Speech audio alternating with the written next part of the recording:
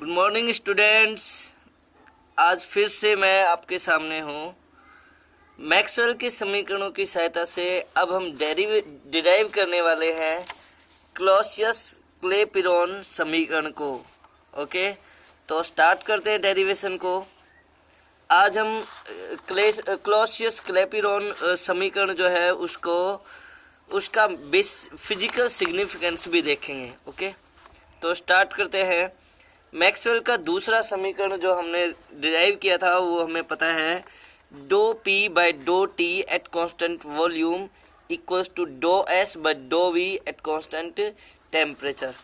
यदि इस इक्वेशन में दोनों तरफ हम टी का गुणा करते हैं तो हमें मिलेगा T into d P by d T at constant volume equals to T into d S by d V at constant temperature. Since you know T ds equals to dq, you know ds equals to dq by t। Entropy में परिवर्तन ds बराबर होता है dq बटा t। तो partial derivative के form में लिखेंगे तो t d s equals to d q। तो हम लिख सकते हैं t डो s की जगह तो dq लिख सकते हैं। ये जो t डी एस है इसकी जगह लिख सकते हैं डी क्यू। ये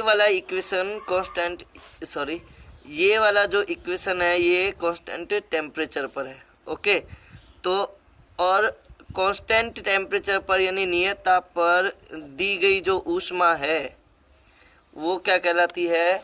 गुप्त ऊष्मा। नियत ताप पर निकाय को दी गई ऊष्मा क्या कहलाती है? गुप्त ऊष्मा कहलाती है, लेटेंट हीट। और गुप्त ऊष्मा जो है वो निकाय के ताप में वृद्धि करने के बजाय निकाय के अवस्था परिवर्तन के लिए उत्तरदायी है। यानी कि ठोस से द्रव या द्रव से गैस अवस्था का परिवर्तन या इसका उल्टा नियत ताप पर होता है। और नियत ताप पर दी गई ऊष्मा क्या कहलाती है? गुप्त ऊष्मा कहलाती है। और गुप्त ऊष्मा को हम किससे लिखते हैं? एल से। तो जो ये डो क्यू है, T d S equals to d Q है, इसको हम क्या मार्क कर लेंगे? एल, क्योंकि नियत ताप पर दी गई ऊष्मा जो है वो गुप्त ऊष्मा कहलाती है। अभी मान लेते हैं कि आयतन जो है नियत ताप पर V1 से V2 तक परिवर्तित हो रहा है। तो V1 से V2 तक परिवर्तित हो रहा है और हम मार्क करते हैं कि V2 is greater than V1 मान लेते हैं। तो V2 माइनस V1 बराबर होगा डो V। जनरली हम मतलब लार्जर वैल्यू में से स्मॉलर वैल्यू को माइनस करते हैं। तो जो इक्वेशन नंबर 1 था उसमें हम वैल्यूज पुट करते हैं। तो t d p by d T at constant volume equals to t d s की जगह डो q और डो q की जगह l रख लेते हैं और डो v की जगह V2 माइनस V1 हमने लिखा। इस t को इसके नीचे लेकर जाते हैं इधर, तो d p by d T at constant volume equals to L by T into V2 minus V1। ये जो इक्वेशन है इसी इक्वेशन को क्या बोलते हैं? क्लॉसियस क्लेपिरॉन समीकरण कहते हैं। सही। अब हम इस इक्वेशन का फिजिकल सिग्निफिकेंस देखने वाले हैं। वास्तव में क्लॉसियस क्लेपिरॉन समीकरण से क्वथनांक और गलनांक पर दाब के प्रभाव की व्याख्या करी जाती है। सही, कि दाब बढ़ाने या घटाने पर क्वथनांक और गलनांक पर क्या प्रभाव पड़ता है ये हम देखने वाले हैं। फर्स्ट ऑफ ऑल हम क्वथनांक पर दाब का प्रभाव देखेंगे। सही, जब क्वथनांक मान लेते हैं यहाँ पर टी जो है वो क्या है? क्वथनांक है। क्वथनांक टी पर, अब क्वथनांक है तो क्वथनांक पर क्या होता है कि द्रव जो है वो जब ऊष्मा दी जाती है क्वथनांक पर तो द्रव गैस अवस्था में बदलता है। तो जब क्वथनांक T पर द्रव गैस अवस्था में बदलता है तो निकाय को ऊष्मा दी जाती है और निकाय को यदि ऊष्मा दी जाती है तो आयतन बढ़ता है। मतलब क्वथनांक पर यदि ऊष्मा दी जाती है तो निकाय द्रव अवस्था से किस अवस्था में बदलता है? गैस अवस्था में। और जनरली जब द्रव से गैस में बदलता है तो आयतन में क्या होती है? वृद्धि। मतलब V2 बड़ा रहेगा V1 से, तो V2 माइनस V1 जो है वो क्या रहेगा? Positive.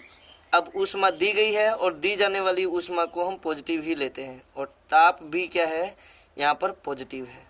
Since T L V2 minus V1 ये सारे के सारे वैल्यू पॉजिटिव हैं, धनात्मक हैं, तो dough P by d T at constant volume ये भी क्या होगा, धनात्मक होगा। Dough P by d T धनात्मक होने का क्या अर्थ है, d P by d T धनात्मक होने का अर्थ है कि यदि पी में वृद्धि हुई तो टी में भी वृद्धि होगी, और पी में यदि कमी हुई तो टी में भी कमी होगी। अर्थात दाब में वृद्धि होने पर क्वथनांक में वृद्धि होती है। ये धनात्मक है।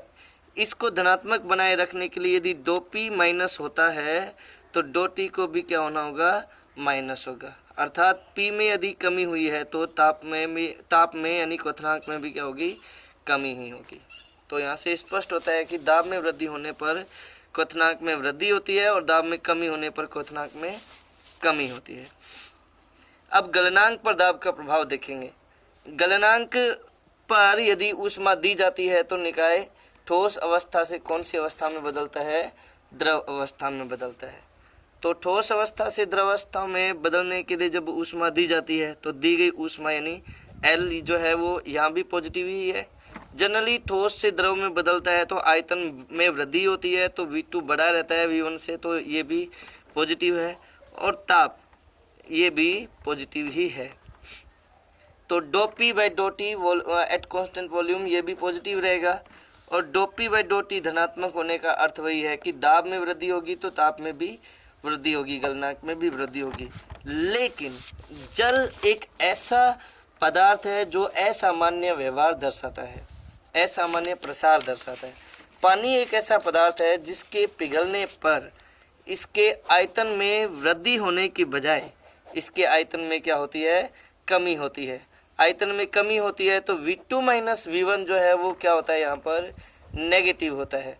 यदि V2 माइनस V1 नेगेटिव है तो dough P by d T at constant volume ये भी नेगेटिव होगा। और इसके नेगेटिव होने का क्या अर्थ है, इसके नेगेटिव होने का अर्थ है कि दाब में यदि वृद्धि होती है तो गलनांक में क्या होगी, कमी होगी। ओके, तो ये था क्लॉसियस-क्लेपीरॉन समीकरण के बारे में। आई होप आपको समझ में आया होगा। फिर भी यदि समझ में नहीं आया हो तो आप ग्रुप में अपना क्वेरी भेज सकते हो, ग्रुप में नहीं तो सर से कांटेक्ट कर सकते हैं आप। धन्यवाद।